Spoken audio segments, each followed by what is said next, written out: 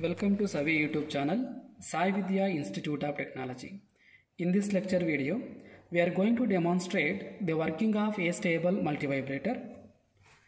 The aim of this experiment is to design A-stable multivibrator for frequency of oscillations 1 kHz and percentage of duty cycle 75%. Now for these design parameters f equal to 1 kHz and duty cycle equal to 75%. So we get the value of RA as 1.5 kilo ohm, RB as 820 ohm and capacitor C as 0.47 microfarad. Here the resistance RA is connected in between pin number 4 and pin number 7. Pin number 2 and pin number 6 are shorted. Then RB is connected between pin number 7 and the short circuit connection of pin number 2 and 6. The capacitor is connected from pin number 2 with reference to ground. The value of C is 0.47 microfarad, RA is 1.5 kilo ohm, RB is 820 ohm resistor. 820 ohm resistor. Now we have to make the connections as per this circuit diagram using 555 timer IC. Now this A-stable multivibrator, it is also called as free running oscillator, as it does not require any extra input. So the entire T on as well as T off, it is controlled by the external passive elements RA, RB and this capacitor. So this circuit we can also call it as an oscillator, so which produces a non-sinusoidal wave, that is it produces square wave as output. As per our design, the T on is 75, on state is 75% and off state is 25%. So you are going to get roughly the output like this. So this will be our T on and the total T, this we have to measure as per our design frequency 1 kHz and duty cycle equal to 75%. Remember the output voltage of 555 timer, it is a DC signal. So the reference voltage will be 0 volts and the maximum voltage will be equal to plus VCC. As per this circuit connection, the pin number 4 and pin number 8 are short circuited and it is connected to VCC equal to 5 volts. So now we will see the circuit connections in the spring board. You can see the DC voltage is set to 5 volts. So I will set this voltage to 5. So now the 5 volts is available. Now the positive of this DC is connected to pin number 8 and pin number 4. Pin number 8 and pin number 4 are short circuited using this wire. Now for this we are connecting positive of the supply voltage and the negative of the battery, it is connected to the ground terminal in the circuit.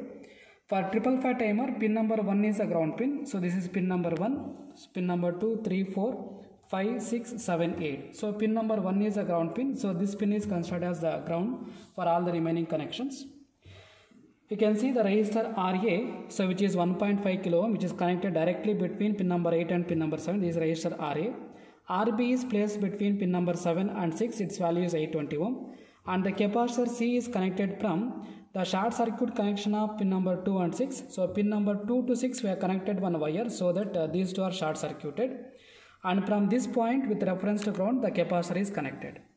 Now we have to observe the output voltages at 2 points. One is at pin number 6, what is the capacitor voltage, and one more is the actual output oscillations at pin number 3. So now I will take the probe, so which is connected to channel number 1 in the CRO. So I will change the mode to only channel number 1. So now we have to keep the output in DC. It is already in DC. I will check the ground position. The ground is perfectly set to the origin. So now I will remove this ground connection. Now first I have to observe the output voltage at pin number 6. So now the positive of this probe I am connecting at pin number 6 with reference to the ground. So now here we have to measure what is the DC voltage, charging voltage of the capacitor. So now the output is DC. Pass ಮಾಡಿ sir.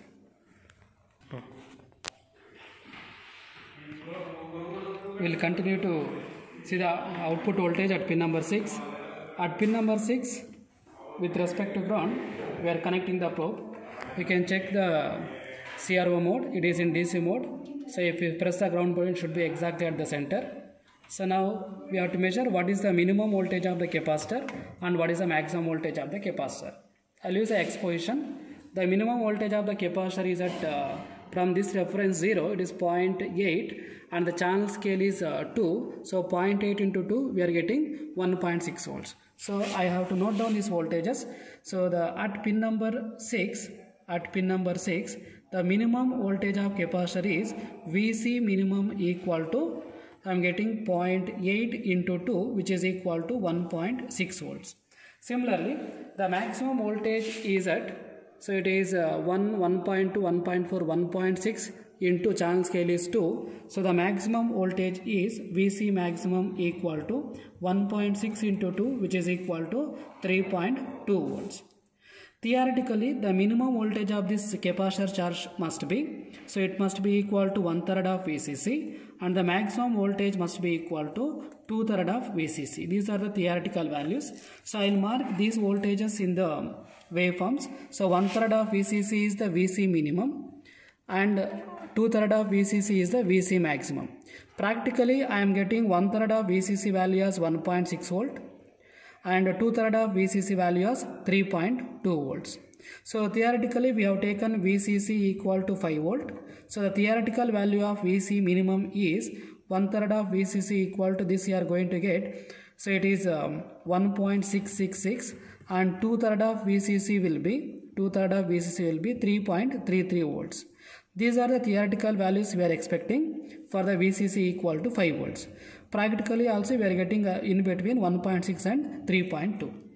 Now we'll see what is the on-state duration and off-state duration. Now the on-state and off-state duration at pin number 6 we have to, pin number 3 we have to observe. I'll take one more probe which is connected to channel number 2. This probe we are going to connect at pin number 3 with reference to ground. Now I'll change the mode to dual mode. Now we can see both output as well as the capacitor charging voltages. So when the capacitor is charging, we are going to get complete on-state duration, and when the capacitor is discharging, we are going to get complete discharging duration, that is off-state duration. Just to note down the proper values, I'll expand the time duration in the time base in the CRO. So now the time base is expanded. Now you can see when the capacitor is charging from 1/3 of Vcc to 2/3 of Vcc, I am getting complete on-state duration. So this duration is, I am using X position to measure the T1. So now the reference is set to exactly origin for T1. So it is 1, 2, 3, almost it is 3.8, almost it is 3.2, 3.4, 3.6, 3.8. 3.8 into the time base is 0.2 milliseconds. So now I am getting the on-state duration for the output voltage at pin number 3. So this T1, we are getting T1 equal to, it is 3.8 into time base is 0.2 milliseconds, which is equal to 0.76 milliseconds. And the total time duration is, you can see in the CRO. So it is total time duration. So it is exactly 1, 2, 3, 4, 5 complete boxes. You can see it is a complete T1. Then this is the T off duration. Both T1 plus T off will be your total time duration, that is capital T. It is covering complete 5 boxes. 5 into 0.2, which is equal to 1 milliseconds. The total time duration from this point, so it is capital T equal to, so it is 5 boxes into 0.2 milliseconds, so it is 1 milliseconds. So now I can sketch the output voltage waveform. So where T1 is, so now we can see in the CRO the maximum voltage of the output voltage is, it is covering almost 2.1 boxes into, it is in channel 2, 2.1 into 2, I am getting 4.2 volts. So this Vcc I am getting 4.2 volts. That is the practical value we are getting from the triple cut timer. Theoretically we are given Vcc as 5 volts, but the practical value of Vcc what we are getting is 4.2 volts. That is the maximum voltage of the on-state duration. So now the T on, so for this complete duration it will be on.